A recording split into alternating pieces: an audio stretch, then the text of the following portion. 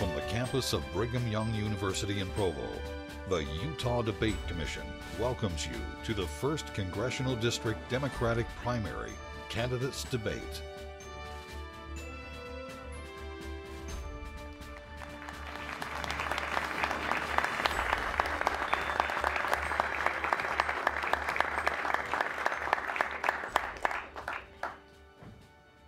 Hello, I'm Carrie Bringhurst, Utah Public Radio's news director. It's my pleasure to moderate today's debate at invitation of the Utah Debate Commission. This event, held live on May 29th, is part of the Utah Debate Commission's work to help educate voters and encourage the civil exchange of ideas. And if you're watching or listening live to this debate, we do encourage your reactions and questions through social media. You can use the hashtag UTDebates. And we are pleased to have Democratic Party candidates Lee Castillo and Kurt Weiland, who are in the studio today. Welcome, gentlemen. And we are competing for a seat in the U.S. Congress to represent Utah's 1st District. Voters in that district will select between the two candidates in June 26 during the primary election. And whoever wins in June will then compete in the November general election representing the Democratic Party. Both Mr. Castillo and Mr. Weiland will be answering questions posed by myself and a panel of Utah students, as well as a community member and a journalist. Our panel members are Ezekiel Lee, a Weber State University alumnus, as well as an intern in the Olene S. Walker Institute of Politics and Public Service.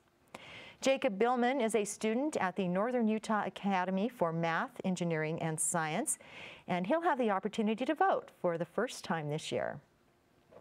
Caroline Glake is a professional skier, mountaineer, and environmental activist. And finally, Mike Saul, an award-winning general assignment reporter and columnist with the Standard Examiner, the daily newspaper in Ogden. Welcome to you all. The Utah Debate Commission's format for this debate includes 1-minute answers from each candidate. They will also have an opportunity to offer a 30-second rebuttal. At my or the panel member's discretion, we may pose a follow-up question. Now that will lead to a 30-second response from the candidates. And just prior to the debate, we did have a coin toss, and we determined that Mr. Weiland will get the initial response to the first question, and then we'll alternate who answers first on the remaining questions. So let's get right into the questioning. Many of the community would like to have a better understanding about the candidates, and the Utah Debate Commission has crafted a question for each that will allow this opportunity.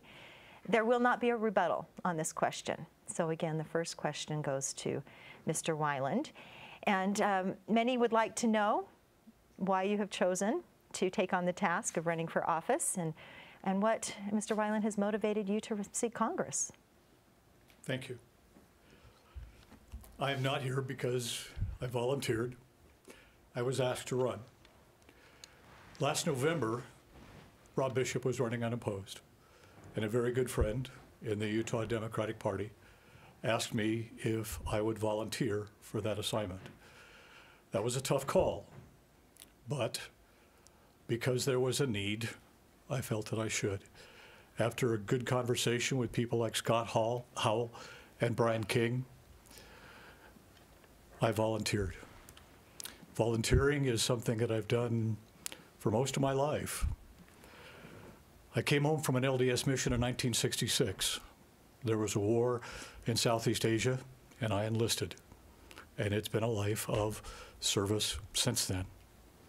And I think that service call brought me right here to where I am now.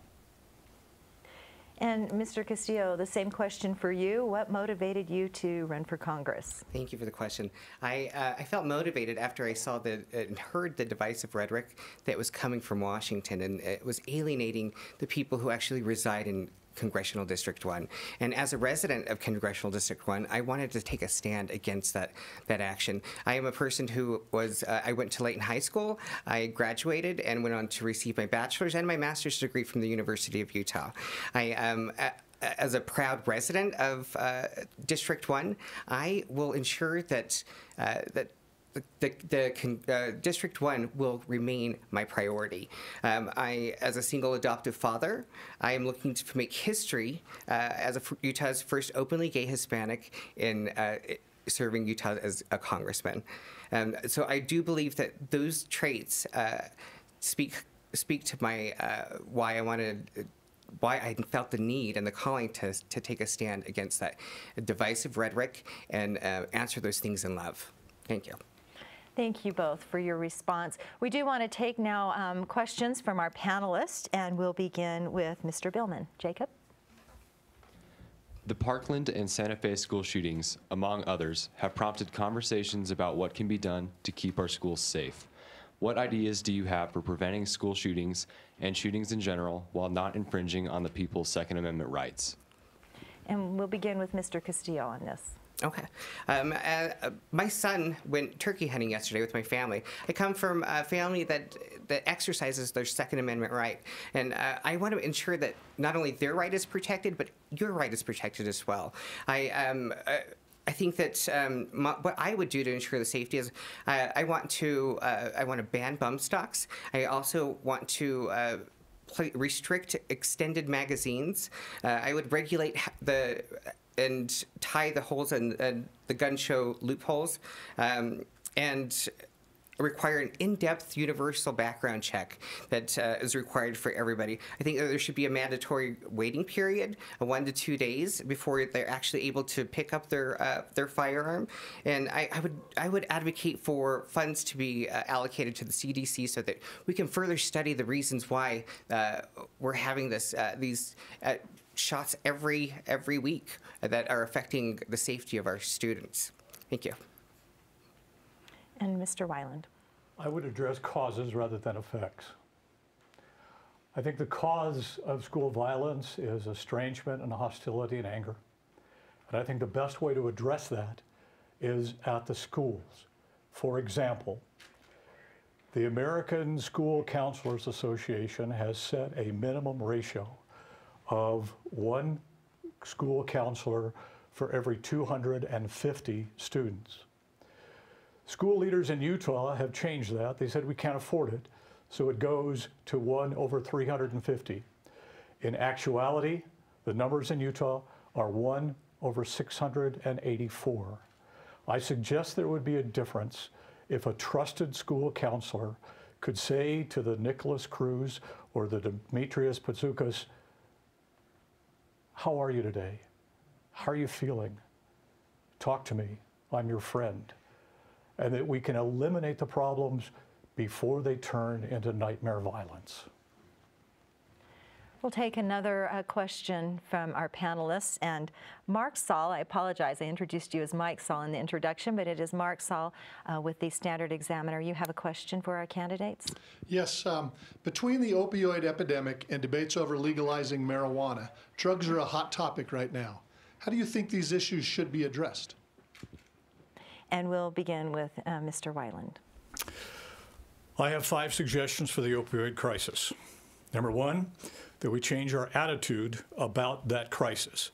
It is a medical crisis, not a moral failing. Number 2, that we stem the emergency problem first, that we equip our first attenders with Narcan so that they can ease the difficulty of the overdose.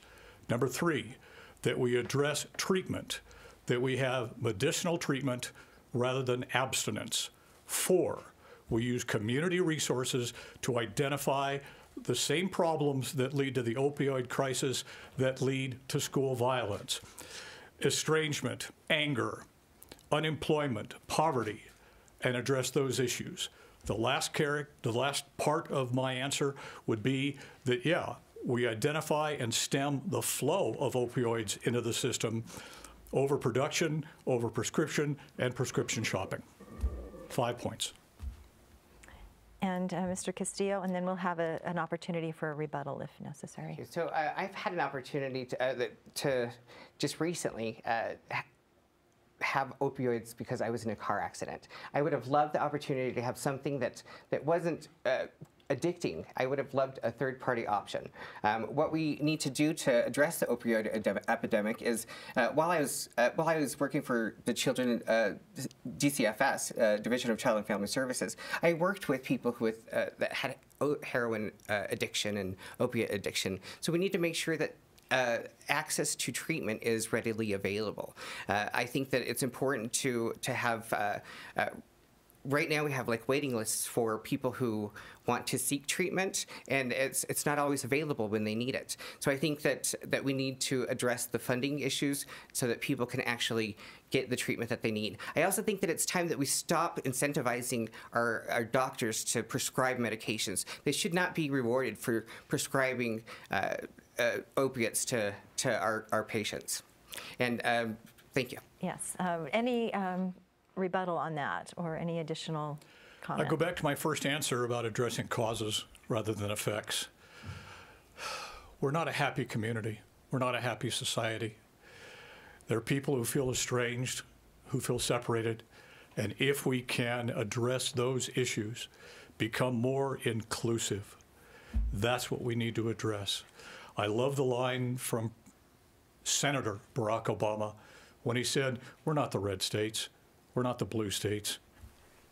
We're the United States, and we need to focus on that." Any other comments on? Yeah, so I do think that it's more than what my opponent states. It starts with being able to access health care. We bring down people and we kill their spirits, and then they turn to other means to cope with things.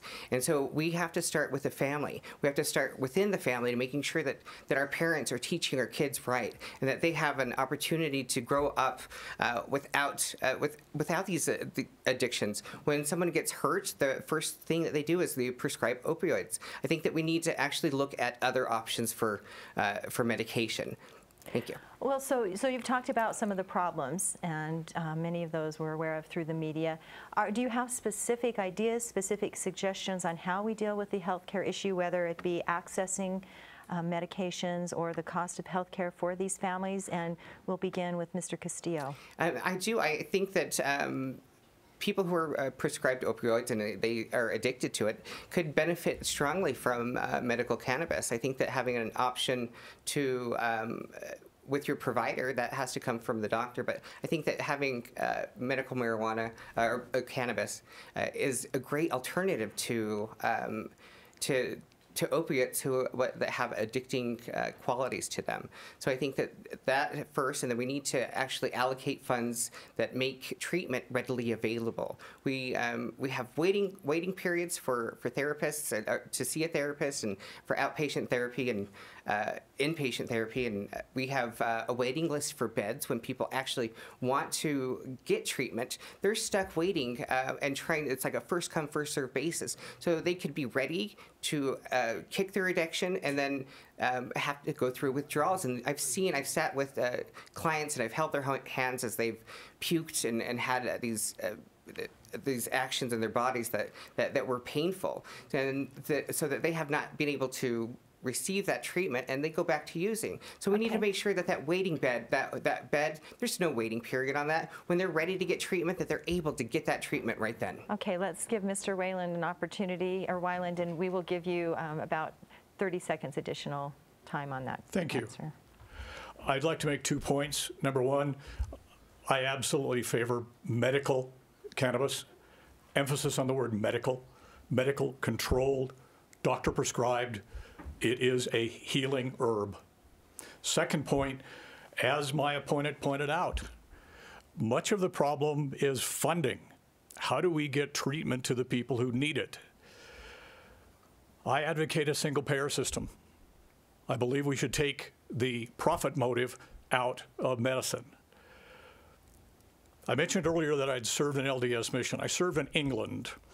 Late one winter night, my companion rode his bicycle into the back of a delivery van and busted himself up. I carried him into a clinic. They patched him up, they gave him the meds, and they sent him on his way. As we were leaving, I turned and said, "What about the bill? What about the paperwork?" And they said, "All right, lads, on your way, no problem."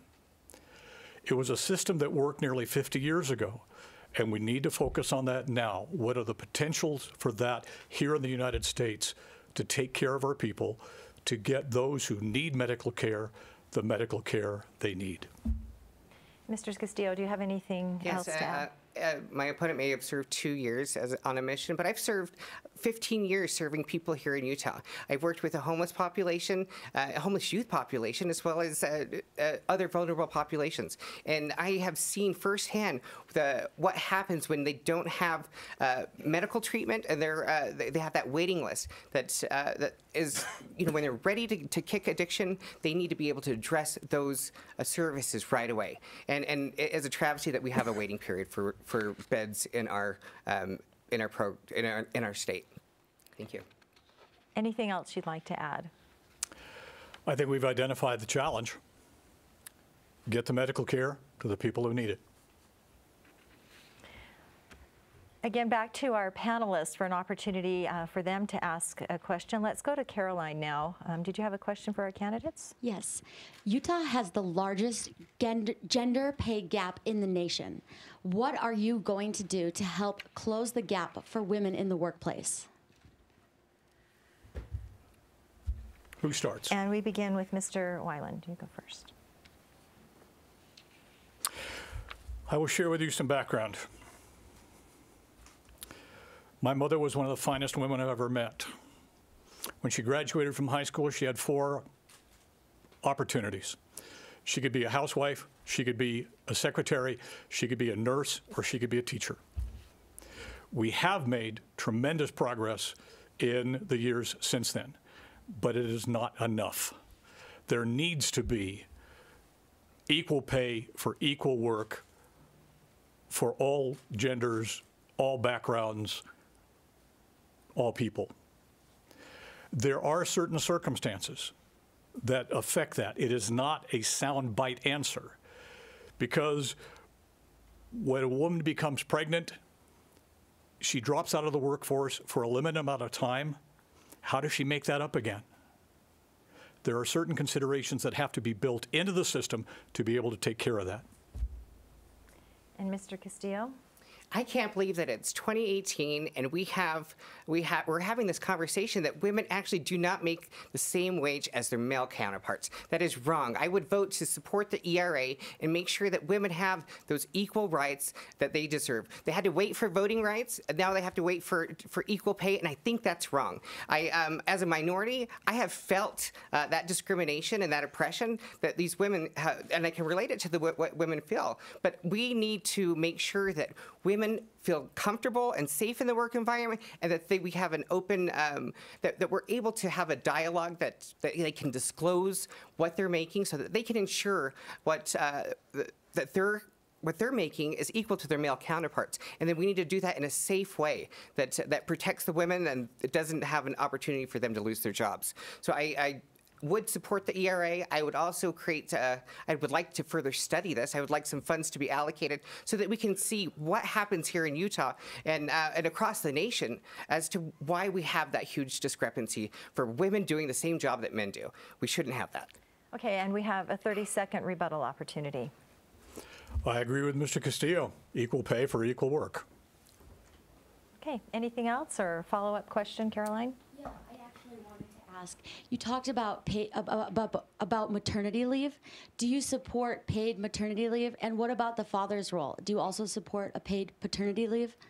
Beautiful question. I support paid maternity leave and paid paternity leave, not only for birth parents, but for adoptive parents as well. Those first times with an infant are critical, and they need that bonding. It's part of building an inclusive society and culture.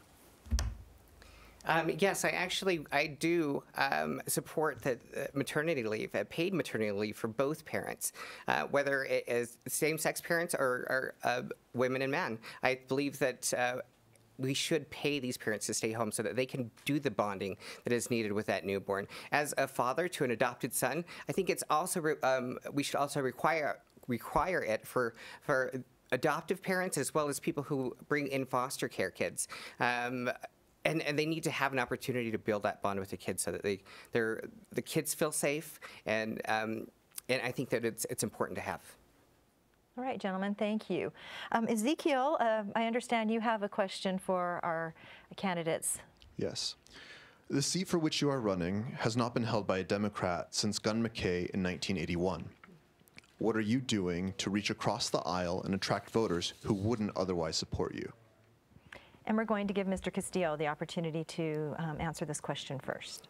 So I have our slogan, our campaign slogan is Utah's for everybody. I want to make sure that I'm a representative who talks to both aisles and even third party. I want to make sure that Utah is for everybody, and the representative who holds that office needs to be able to have dialogue with both parties. I think that my whole family are Republicans, and we've been reaching across the aisle for the longest time. This will be their first election that they actually vote for a Democrat, and I've had an opportunity to talk to a lot of Democrats through the campaigning that they're tired of having a congressman who does not listen to them, and they're ready for somebody new, and I am that somebody new. Thank you. At the beginning of the Alice in Wonderland stories, she falls down the rabbit hole, and nothing makes sense after that. She meets the Mad Hatter and the March Hare, and everything is illogical. I believe that we have fallen down that rabbit hole. Nothing makes sense anymore. It makes no sense to Democrats. It makes no sense to real Republicans. It makes no sense to independents. It makes no sense to members of the Bull Moose Party. That if we can seize the center and talk about issues that matter to all people, then people will coalesce behind that common theme and common value. I heard a statement just the other day that disturbed me a great deal. They said we are the divided states of America. I don't accept that. And Mr. Castillo, did you have anything you wanted to add to that? I just have been reaching across the aisle all through the campaign, and I've grown up, and I was born and raised in Layton, and a lot of people that I grew up with are Republicans, and they're looking to vote for me come November. So I ask that you support me through the primary elections and give me an opportunity to go against Bishop, so that you have somebody who is a viable candidate and who can actually reach across the aisle and is pulling those Republican votes as well as the third party the third party votes as well. And Mr. Weiland, anything else you'd like to add? Reaching across the aisle, seizing the center, presenting programs that appeal to all citizens, that's a key. Thank you both, gentlemen. We have been asking those who are in studio and those who are viewing the program, either on our stations or through radio, what questions they might have for the candidates. And so we are going to take a question from that this morning. Should the criminal justice system be reformed? And if so, then what specific reform policies will you advocate? And we will ask Mr. Weiland to respond first. My son is a prosecutor in Washington County. He has his hands full. I'm very comfortable with the judicial process as it stands right now. There is one very small tweak that I would make, and I would eliminate the death penalty. The death penalty is final, and people are fallible. That's the only change I would make.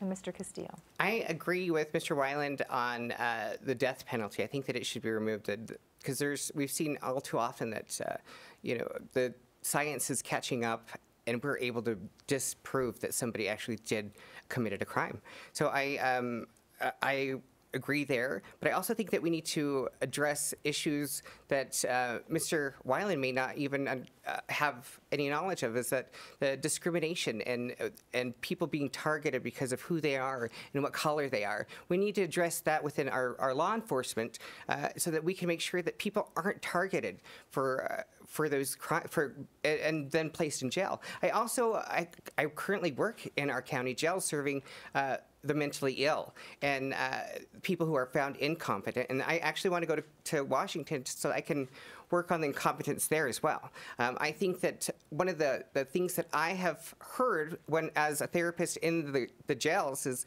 we don't have access to readily available services. I don't have access to my medication. So we need to make sure that that they're getting this access while they're outside of jail, so that we're not warehousing these people in the jails. It's a prevention versus post services, and I think that we could save a lot of money and taxpayers' money if we really address the issues at hand. Okay, we'll give you a little extra time to respond to that, if you would like, Mr. Weiland. My response won't take long.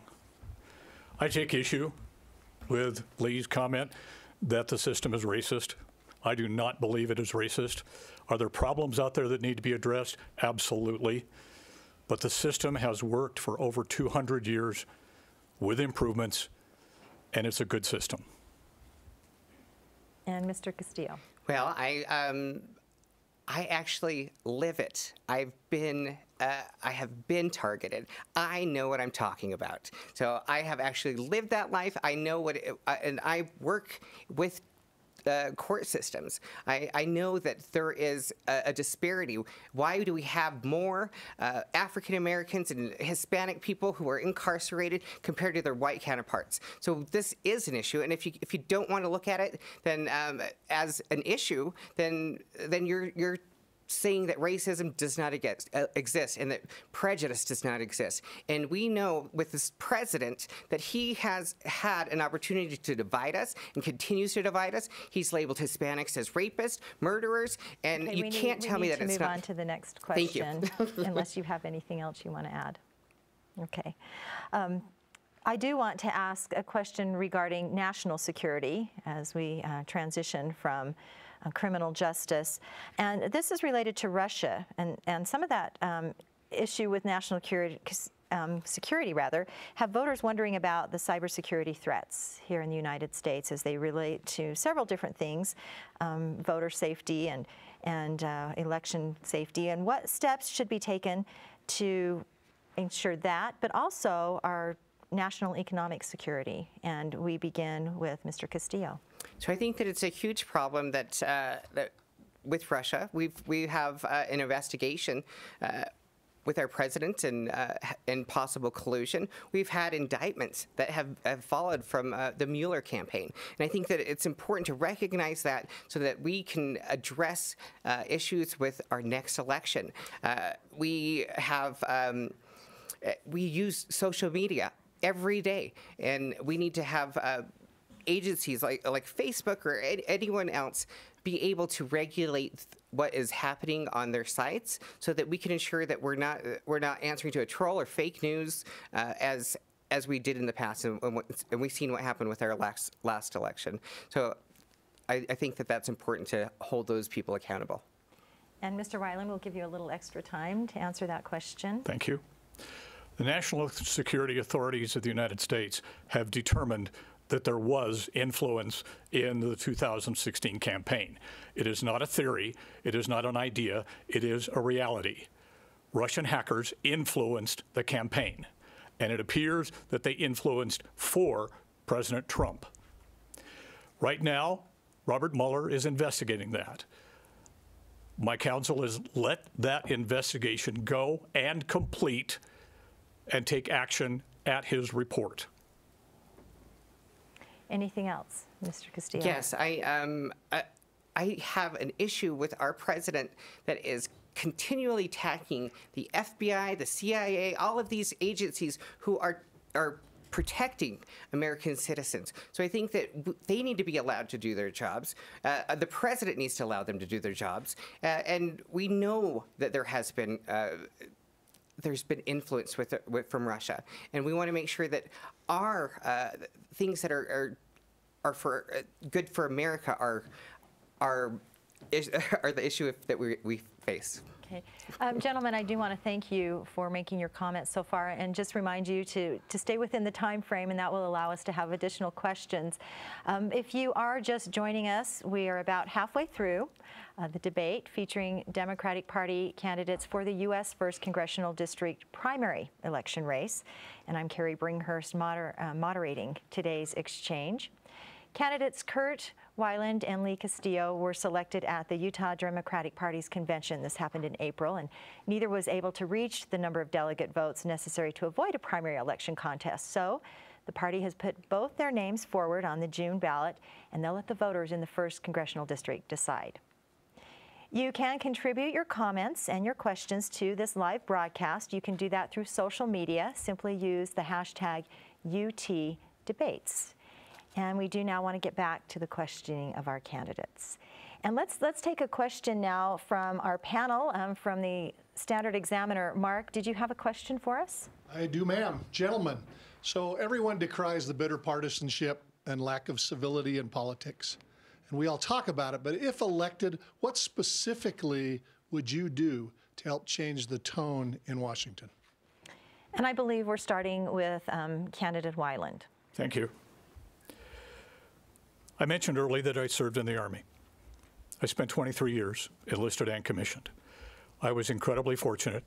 I had 2 commands, one in Europe, one at Fort Bragg, North Carolina. The organizations that I took over were in bad shape. They hated each other. One section didn't like the other. The distant unit didn't like the headquarters, all of that. It was very similar to what we're facing today. I led a command team. I was the commander. I had a good first sergeant. I had a good staff. And we would go to them and talk to them, identify common values. What brings us together rather than pulls us apart? Once we'd identified those common values, we would build on those common values. We would emphasize those common values. And gradually, slowly, the people would come to realize that the other people are not the other. They are us. And consequently, you build a team that works and functions together. When I left command at Fort Bragg, the post inspector general came up to me and he said, I was the best company commander he'd ever seen. I doubt that. But I was able to bring disparate elements together into one team. Okay, Mr. Castillo, we'll give you about 20 extra seconds to respond. I think that there needs to be reform in Washington, and even in our local politics. I think taking money out of politics can really influence the people that we get running for office. I am a grassroots campaign, grassroots as grassroots can be, and I think that we need to ensure that we have an ethics reform and that there's a policy that addresses these issues that is enacted and all congressmen have to abide by. I think that we need to make sure that, with the Me Too movement, we want to make sure that things are safe and everybody feels comfortable with reporting things that have happened. And I want to make sure that that continues, that safe feeling continues as we call out bad behavior. I think it's our duty to call out bad behavior. Our children are watching. My son watches, and he is learning how to behave from legislators, from people in our own party, from what he sees on TV, and I think that's important to emulate what we want our children to act like. Mr. Weiland, would you like an additional 30 seconds for a rebuttal? Again, we concentrate on the values that unite us, that pull us together. Again, these are values that are not Democratic, that are not Republican, that are not just United Utah, not just independent. They're American values, and we can celebrate those. And Mr. Castillo? I think that we need ethics reform, and I think that it's important that we have that so that people are not able to behave as they have been doing in Washington. And the lying and the doing something with my right hand to distract you from what's going on with my right, left and right, and that needs to stop. We need to have people that are accountable, and I think ethics reform will do that. Well, let me ask you about an issue related to foreign policy. We've all heard the cancellation of the summit with North Korea and that happening. What are your thoughts about a possible future summit with North Korea? And we'll begin with Mr. Castillo. I think that it's pretty scary to, we have Kim Jong-un, who is, they've been going back and forth with our president. We're going to meet, we're not going to meet, we're going to meet, we're not going to meet. I think that everything needs to be taken, we need to go slow because we've already alienated a lot of our allies, and we need to make sure that we are speaking to our allies while we make these kinds of decisions. I think that our president has, he's had his finger on the button, and I want to make sure, and that his button's big, and I want to make sure that we're not being drawn to war, that we are really actually, we want peace, and that we're looking to every avenue so that we can have peace. And Candidate Weiland? I've told you about my son Zach, the prosecutor in St. George. My daughter Sarah is married to a young man who is an Army MD. They were stationed in Seoul, Korea for 2 years. Seoul, Korea is within artillery range of the North Korean border. This matter becomes personal. I'm very grateful for any movement towards peace. Now, the question is, are those movements real and sincere, or are they political jockeying? I'm not a great advocate of Ronald Reagan, but I do admire something that he did say. Trust, but verify, make sure, and that's what we need to do. We cannot accept things on face value, but if the offers are made, we need to take advantage of them. We have wars going on right now, and if this meeting does not go well, are we able to win a war with North Korea, and that we do not want to get into another war right now. Our troops are spread thin. Although we've allocated a lot of funds for the defense fund, we need to make sure that that we are consulting with our allies and that we're not alienating the United Nations, that we're participating in those discussions, because we need the world to come together so that we can have peace. Anything you'd like to add to that before we move on to the next question? I will compliment what Lee said. War is not good. When I was in the service, we identified the idea that, yes, the United States Army can face a two-focus conflict. We do have a two-focus conflict right now, one in Iraq and one in Afghanistan.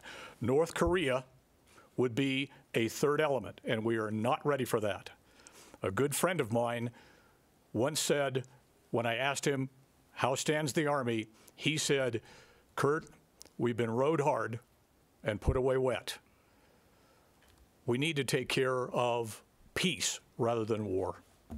Well, I do want to ask a follow-up question, and then I know, Caroline, you have a public lands issue bringing it back home, but this is also an issue that is close to your home in the 1st Congressional District.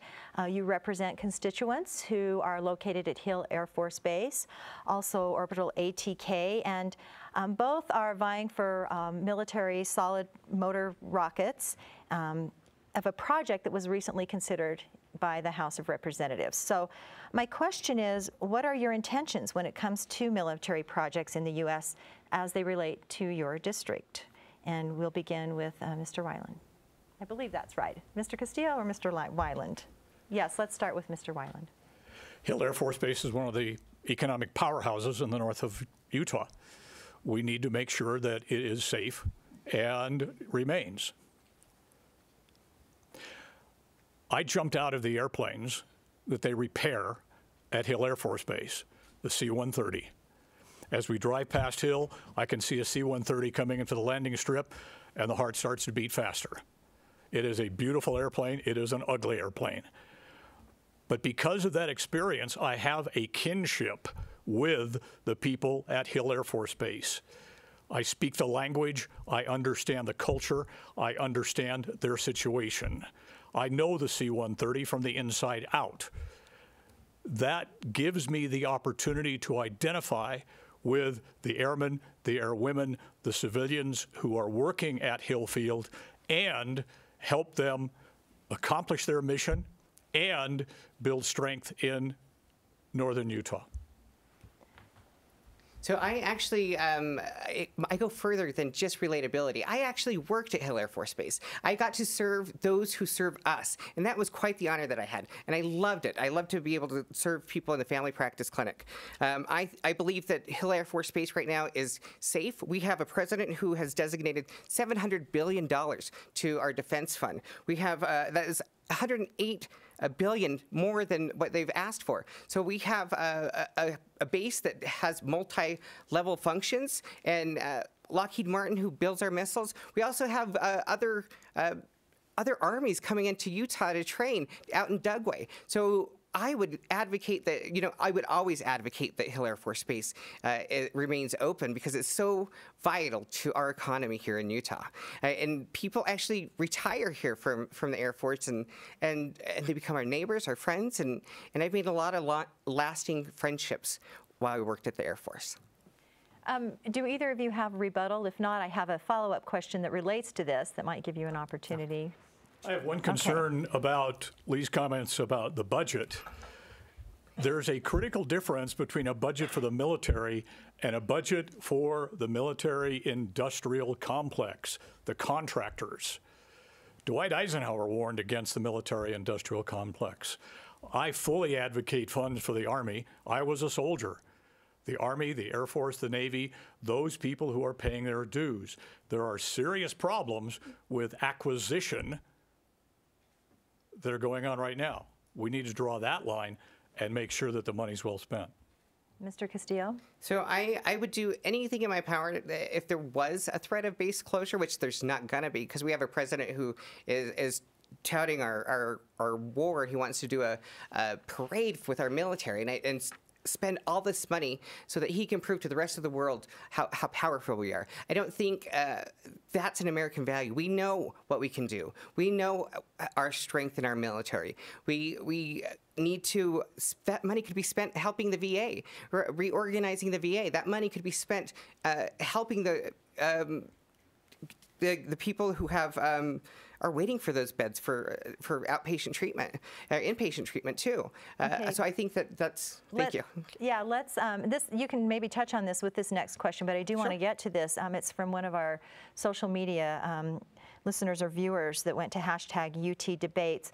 Representative Rob Bishop touts his party and seniority to help keep Hill Air Force Base open. So how can a freshman Democrat help keep the base open? And Mr. Castillo, we will.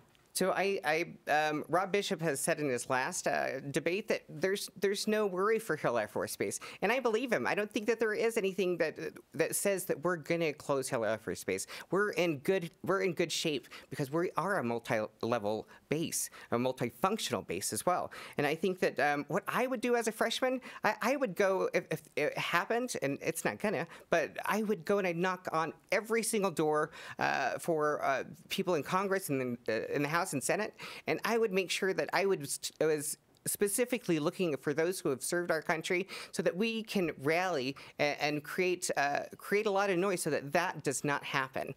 And I think that I'm good at advocating for other people, so I think that is important. And Mr. Weiland? Again, I differ with my opponent. There is always a threat. All bases in the United States and internationally are faced with what is called the Base Realignment and Closure Act.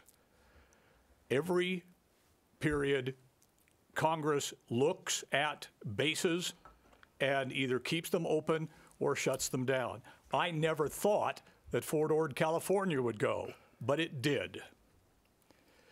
The Base Realignment and Closure Commission is also sealed from political influence. Now, will it always be sealed from political influence, or is it always sealed from political influence? No, that's not true. But there needs to be a constant effort to identify the value of Hill Air Force Base to northern Utah and the military's mission and build on that.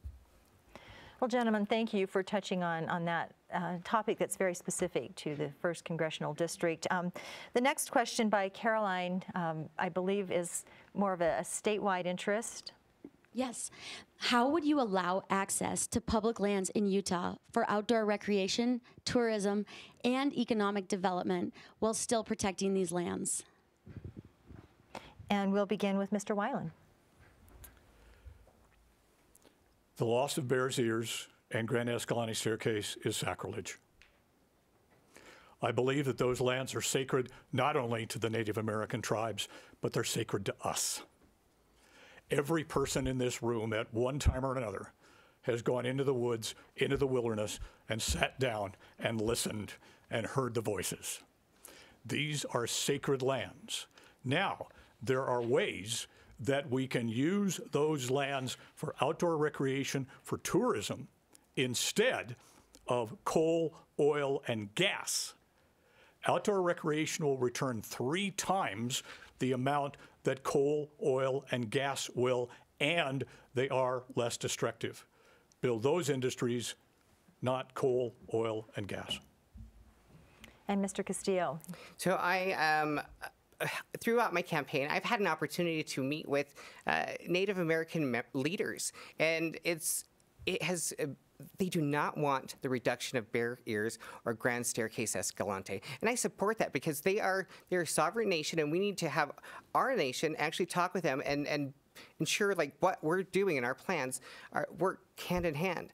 We haven't lost Bears Ears, like my opponent has said. It is open for discussion, but we need people to continue to advocate and call their congressmen and let them know that it is not an option. Outdoor retailers, we've lost $45 million in revenue because the outdoor retailers are not coming back to Utah. And that affects small businesses, that affects our families, that affects all Utahns. So I think that it's important that we keep the original designation of Grand Staircase Escalante and Bears Ears the size that it was under Obama's designation.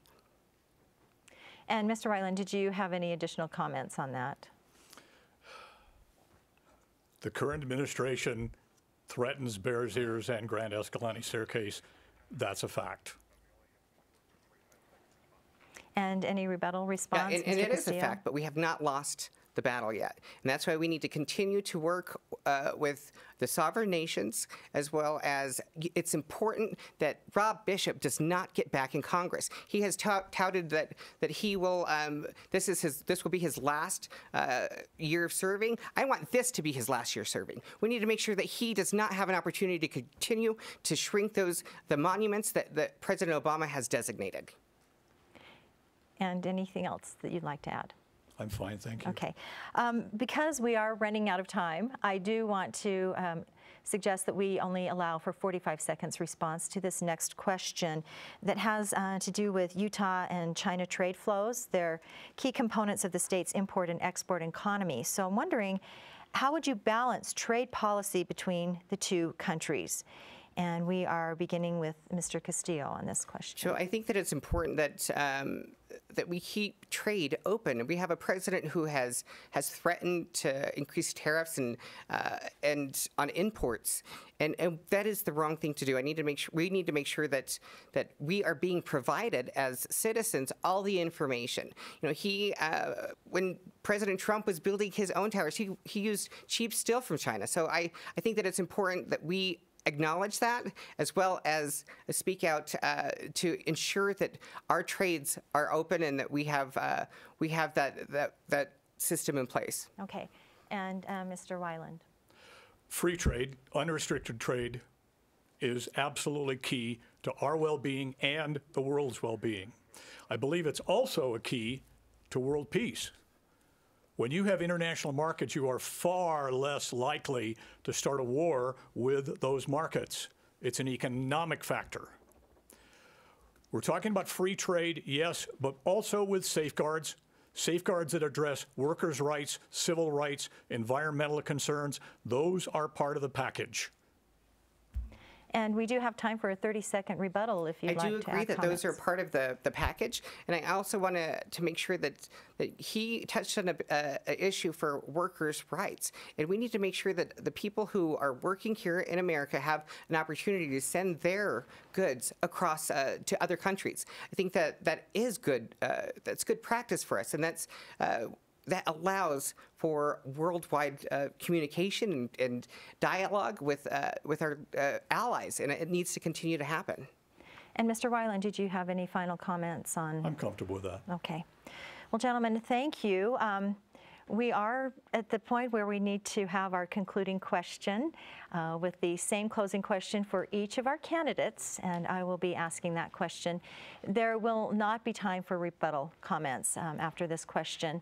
And we did toss a coin before the debate began to see which candidate would have the last opportunity to speak, and Mr. Castillo won that right. So the question first, a minute 30, you will have an opportunity, a minute 30 to answer this question. So if elected, how would your policies and approach to representing the state's 1st congressional district, how would they compare to the district's current congressional representative, Mr. Castillo? I apologize, but it was, I chose for him to go first. But I'm happy to go first. Do you want to ask that question again? I apologize. Yes, if elected, how would your policies and approach to representing the state's 1st congressional district compare to the district's current congressional representative? Well, I think that there would be a big difference. I would not be targeting our public lands for the sake of their natural resources. I would make sure that we have oil. We're rich in oil in Uinta. We need to make sure that we are allowing those workers to continue working because it's their livelihood. But I also would love to have incentivize those same agencies and that employ those people to begin leaning towards clean energy, and I think that's the right direction to go. Okay, you have a minute 30, Mr. Weiland. Thank you. The biggest difference between my service and Rob Bishop's would be access. Access to the representative, access to the people. Your representative must listen to you. There needs to be regular town halls. My promise would be at least one town hall every single month in the district. At those town halls, there would be open discussion. Questions would be submitted on cards, and the cards wouldn't be shuffled to put the easy questions on top. There's also the aspect of access in Washington. My promise to you would be that if you were to call my office, you would get a response, a personal response from a real person who can address your specific needs without a canned script. Access, that's the big difference. And we do have 30 seconds where we can have one additional question, and let's have that question relate to immigration and how you would help protect those young immigrants who were brought to Utah through DACA. And let's begin with you, Mr. Weiland. Some quick thoughts because our time is limited. Number one, we need to secure the borders, if for no other reason than to prevent little kids from dying in the Sonoran Desert. Number two, we need to find a pathway for citizenship and green cards and visa for those who are already here. We need to allow English classes for the assimilation of all of these folks. This is the greatest country in the world. It is the place where streets are paved with gold. We need to respect that. And Mr. Castillo. So I've been sickened what I've been seeing on TV. Families are being torn apart. And I spent years working for the Division of Child and Family Services, where my goal was to keep families together. We see mom and dad being torn from their family, and that's not okay. That's leaving kids to raise their children. I know we should keep our promise to the Dreamers. We've promised it, and we need to go through with our promise. I also just want to touch on the atrocities that have been happening. I'm sorry, we are really out of time, but thank you. This is television, and it's been and radio, and we're all on a time slot. It's been an enlightening hour with both of you. I do want to thank you. Our candidates, Lee Castillo and Kurt Weiland, both Democrats in the 1st Congressional District primary election contest. That gets decided on June 26th. So thank you both for participating and for your desire to serve in the public office. And we wish both of you success on primary election day. Thank you, gentlemen. Thank you. And thanks also to our panelists for their contribution. And a special thanks today for the efforts of Scott Howell and Thomas Wright, co-chairs of the Utah Debate Commission Board. We appreciate the many hours they spend leading the commission and working to bring Utah voters these very important debates. Also, thanks to Nina Sliding, the Debate Commissioner's Executive Director, for her work with the candidates as well as media partners and our sponsors. The Commission thanks BYU Broadcasting and KBYU for hosting this debate. We appreciate the efforts of producer Mark Phillips and Channel 11 station manager Diana Simmons. The Utah Debate Commission urges you to vote in the upcoming primary election. You can register to vote at a voting location on Election Day.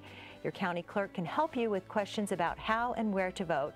There will be a Democratic Party ballot and a Republican Party ballot. Both will contain any nonpartisan races or ballot questions, but you may select only one ballot to cast your vote. So please visit the Utah Debate Commission website to view this debate again or see any of the 2018 primary election debates. I'm Carrie Bringhurst.